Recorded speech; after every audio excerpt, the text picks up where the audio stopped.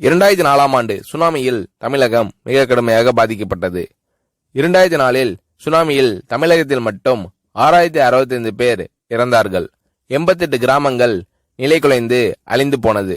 இந்த சூழ்நிலையில் அம்மா அவர்கள் எடுத்த நடவடிக்கையால் 10 கிராமங்களுக்கு ஒரு அமைச்சர், ஒரு IAS அதிகாரி, ஒரு PRO என்ற ஒரு குழுவை அமைத்து உலக வரலாற்றிலேயே இது போன்ற மீட்பு நடவடிக்கை இருந்திருக்காது என்ற அளவில் 3 நாளில் பாதிக்கப்பட்ட கிராமங்களுக்கு மின்சாரம் வழங்கப்பட்டது. குடிநீர் வசதி செய்து தரப்பட்டது.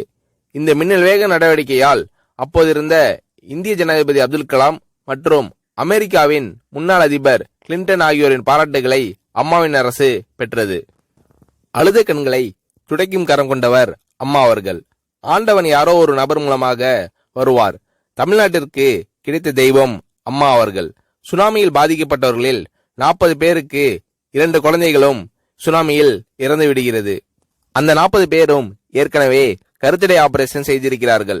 பெற்றோர்கள் மட்டும் உயிர் பிழைத்திருக்கிறார்கள்.